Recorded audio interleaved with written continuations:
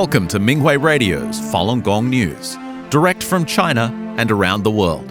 Topics include news about the persecution of Falun Gong in China, local events, and special items of interest. Now for this week's stories.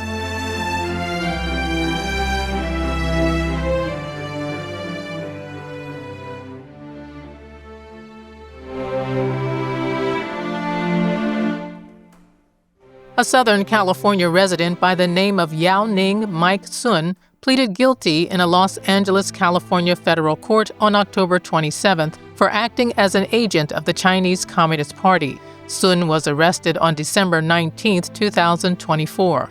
Court documents showed that while he worked for a Southern Californian politician who was running for the city council in 2022, Sun was working as a foreign agent for China. He admitted he did not follow the required procedure of notifying the U.S. Department of Justice about this. The federal prosecutor said Sun coordinated with John Chen, another agent for the Chinese Communist Party. Chen was convicted of following CCP orders and acting against Falun Gong practitioners in the U.S. He was sentenced to a federal prison term of 20 months last year. Chen and Sun met on January 15, 2023, to discuss continuing the persecution of Falun Gong. Chen asked Sun to provide information about the Falun Gong practitioners who lived in California. When charges were brought against Sun, Akil Davis, assistant director in charge of the FBI's Los Angeles bureau, wrote in his statement, "This case highlights the breadth of the PRC's relentless intelligence and malign influence activities targeting the United States." Japan. During U.S. President Donald Trump's visit to Japan on October 28th, Falun Dafa practitioners held a two-day event in front of the National Diet Building in the Tokyo district of Nagatacho. Banners on display said, "Falun Dafa is good, stop the CCP's forced organ harvesting," and thanked the U.S. House of Representatives for passing the Falun Gong Protection Act. Call on Japan and other countries to follow. Practitioners talked to passers-by about the CCP's 26-year brutal persecution of Falun Dafa in China, including the state-sanctioned forced organ harvesting.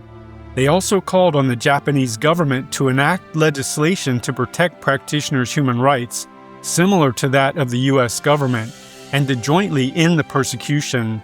Many passers-by expressed support. Australia. Various celebrations are held in Australia to welcome spring to the Southern Hemisphere. Falun Dafa practitioners took part in festivals held in 4 districts of the city of Sydney. The Chatswood Spring Celebration Parade was held in Sydney on September 6th. The Tianguo Marching Band and the Waystrom team participated.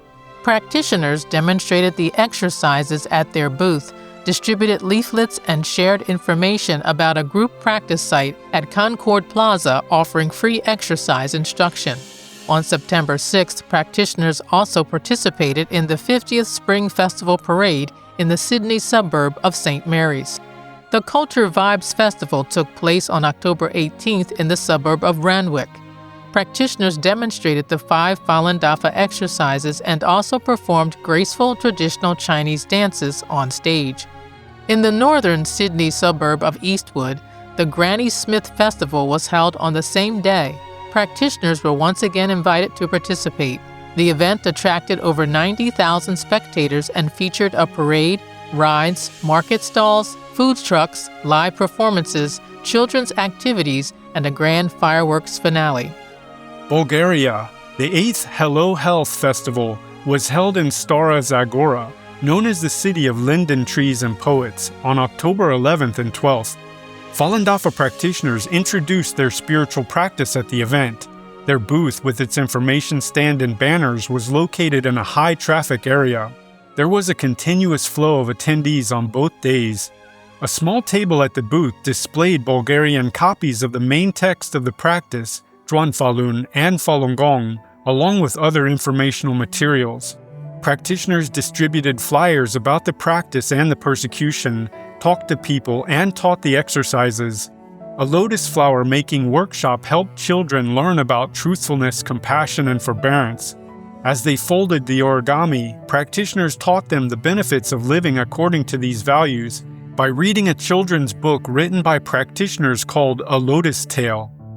USA.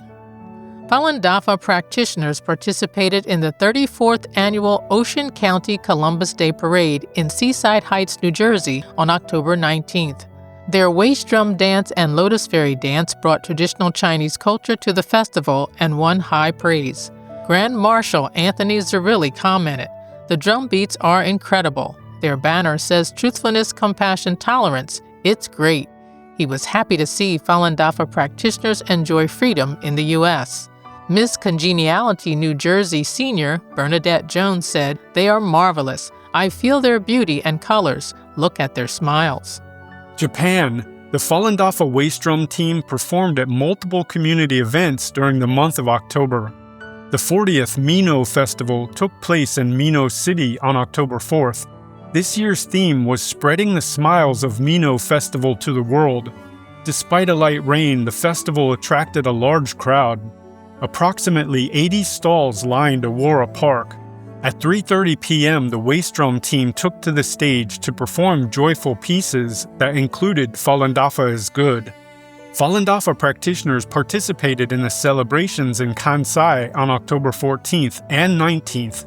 Their waist drum team performed on stage, and a banner reading Falun Dafa, a Qigong practice benefiting mind and body, was displayed. The waist drum team also participated in the 52nd Sakai Festival in Sakai City on October 19th. The festival featured a musketry performance, a futon daiko competition, the Sakai tea ceremony, stage performances, exhibitions, and food, as well as interactive activities that showcase Sakai's traditional culture. The Falun Dafa waist drum team from Kansai performed in front of the Sakai City Hall that day. Their powerful drumming drew warm applause. Australia. Falun Gong practitioners from various parts of the country gathered outside Parliament House in the capital city of Canberra on October 28th for a peaceful rally. This was one in a series of activities held over 4 days in Canberra to expose organ harvesting and the escalating transnational repression by the CCP that targets government organizations, federal members, and the public.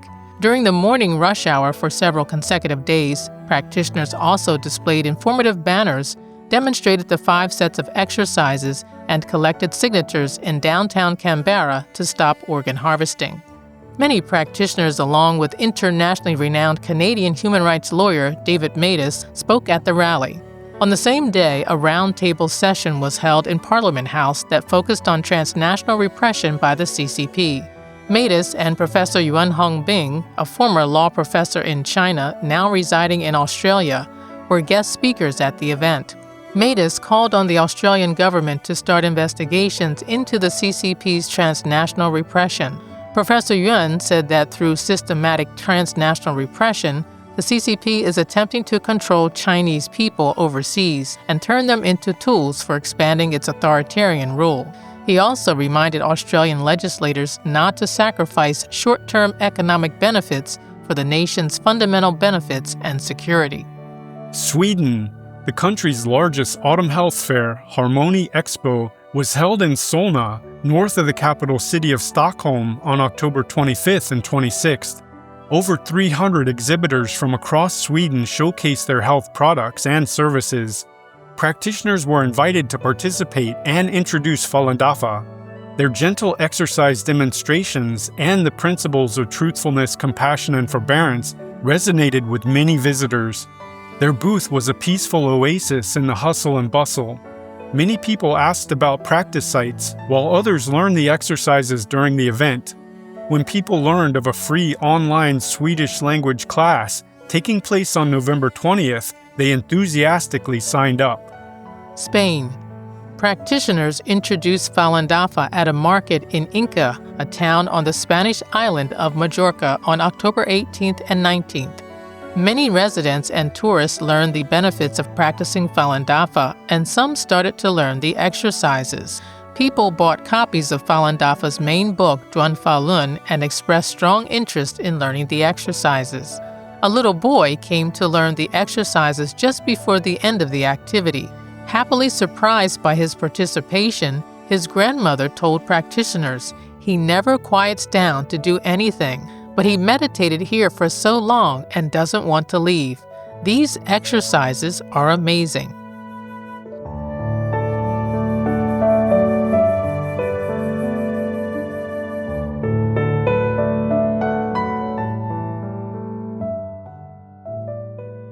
The following are selected cases of persecution of Falun Gong practitioners in China.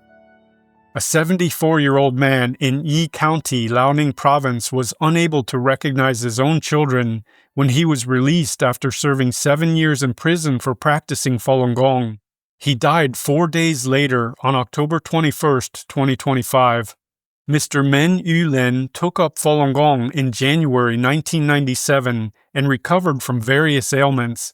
His wife, Miss Shin Guizhu, joined him in practicing Falun Gong and also regained her health. The couple was targeted for upholding their faith after the start of the persecution.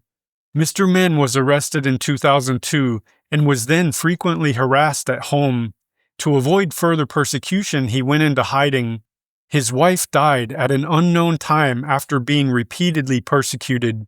Mr. Men later returned home but was arrested again and later sentenced to a 7-year prison term. While the details of Mr. Men's prison abuse remain to be investigated, in just 2 years, at least 3 practitioners died under questionable circumstances at the prison. They are Mr. Lu Dianyuan, Mr. Dai Yongqi, and Mr. Yan Shuguang. A wheelchair-bound woman in Yinchuan City died in June 2025 after suffering repeated persecution for her faith in Falun Gong.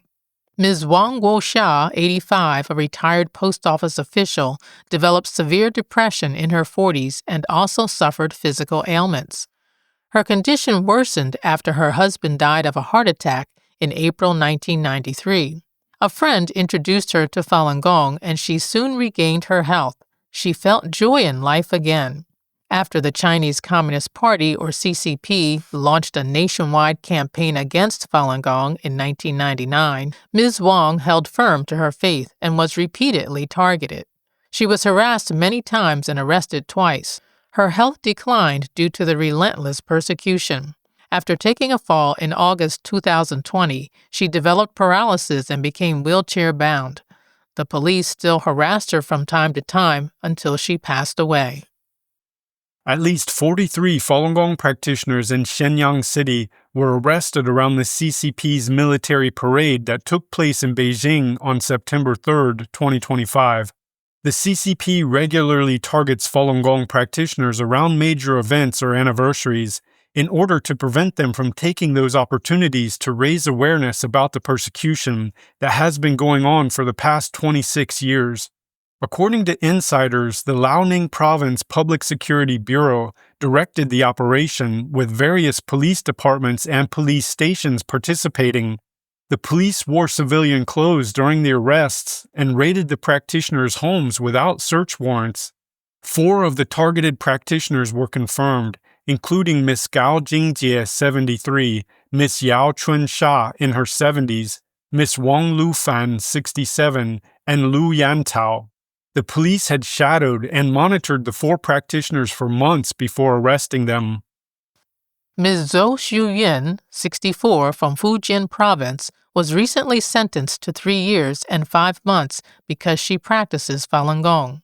Ms. Zhou, a former kindergarten teacher, was arrested last year after being spotted placing a letter thought to contain information about Falun Gong in a mail collection box. This is the 5th time Ms. Zhou has been sentenced for practicing Falun Gong, totaling 17.5 years.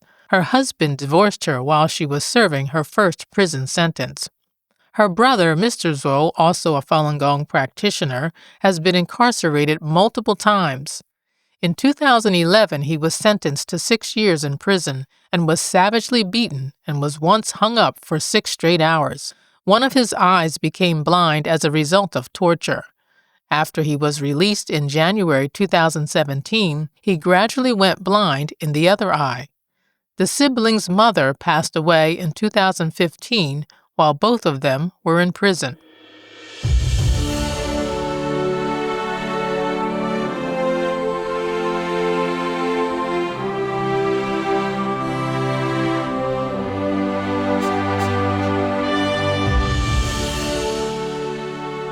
Australian radio station interviews David Mattis on the CCP's forced organ harvesting and transnational repression. Canadian human rights lawyer David Mattis was interviewed by well-known host of ABC Radio Brisbane, Steve Austin, on October 22nd. Mr. Mattis talked about his investigation into the CCP's state-sanctioned forced organ harvesting.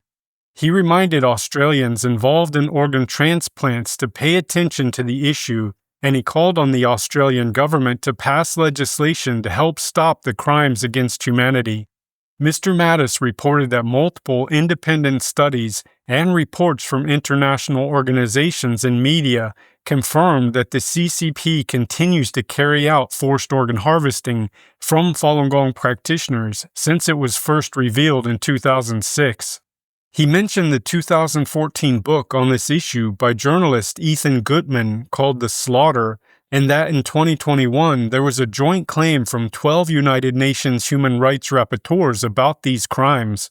Also, an independent investigation by the China Tribunal produced a verdict in 2020 that the CCP carries out forced organ harvesting mainly from Falun Gong practitioners. The CCP regime claimed that a voluntary organ donation system started in China in 2015, and it stopped using death row inmates for organs. Mr. Mattis referred to multiple investigative reports that the actual donation number is extremely low. He explained that it is because there is a cultural history in China that a person is supposed to be buried whole, and as a result, donations aren't a valid explanation for the large quantity of organs available for transplant in China. In June 2016, Mr. Mattis, David Kilgore, and Ethan Gutmann issued an updated report, Bloody Harvest, The Slaughter, and Update, which included data from 15 hospitals in China, including Shanghai Renji Hospital, indicating that the number of transplants was 10-fold higher than the official number. Mr. Mattis said the Renji Hospital in Shanghai listed the source of organs was from the military, but they actually came from prisoners of conscience. He stressed that the Chinese authorities have so far failed to allow external scrutiny or transparent oversight, which violates the World Health Organization principles of traceability, transparency, and openness to scrutiny in organ transplantation. It's reasonable to infer that the CCP's forced organ harvesting is still ongoing. Mr. Mattis said some countries have taken action regarding the CCP's forced organ harvesting. Canada and the UK have enacted legislation banning citizens from participating in cross-border organ transplantation. He mentioned that the UK passed an amendment to the Human Tissue Act in 2022 and enacted a regulation in 2024 requiring transplant nurses to report to the government their patients who were involved in transplant tourism. In addition, Europe has a treaty called the Council of Europe Convention Against Trafficking in Human Organs, and 15 countries have ratified it.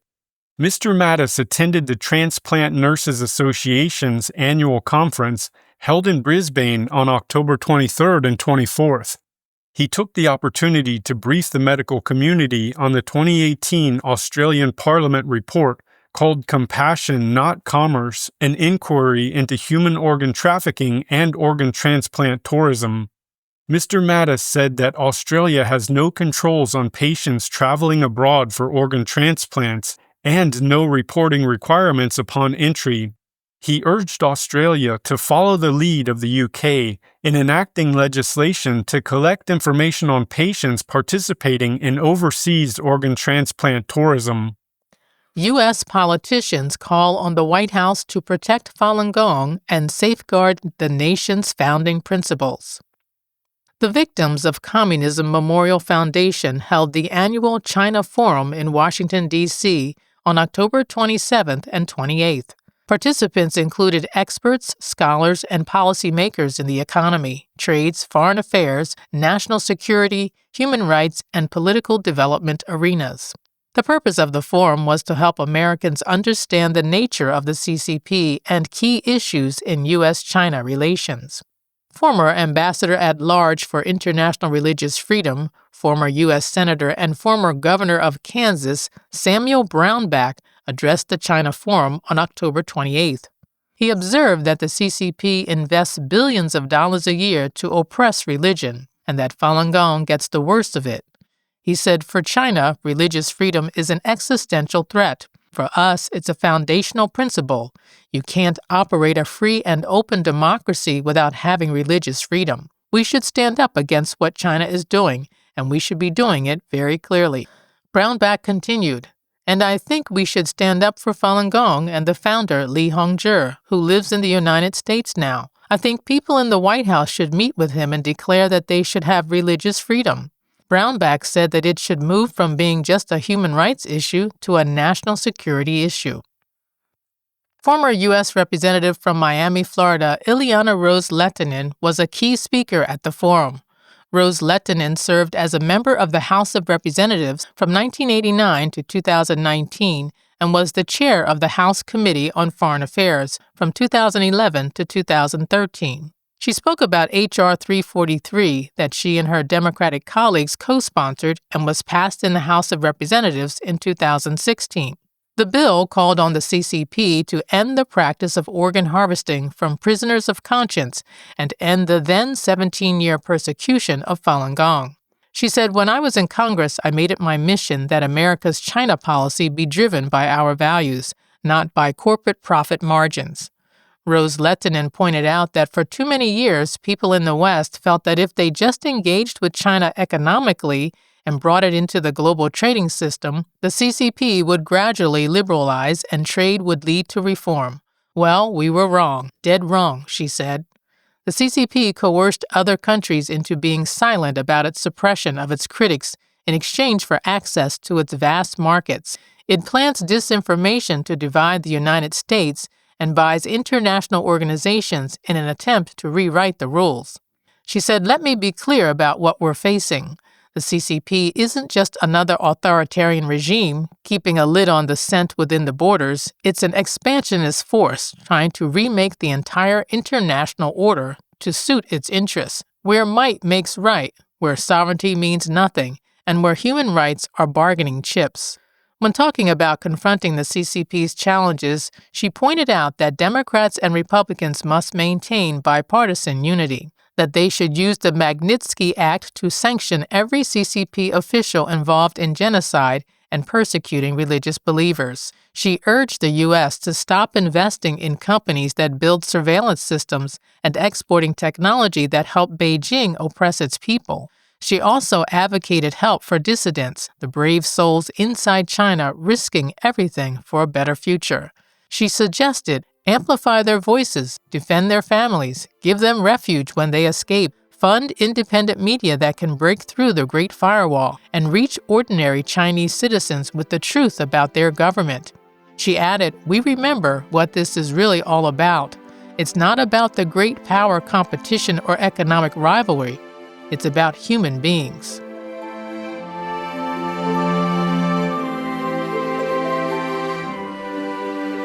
Thank you for listening to the Minghui Radio Podcast. For more information, including news about the persecution of Falun Gong practitioners in China and experience sharing stories by practitioners around the world, please visit our website at en.minghui.org.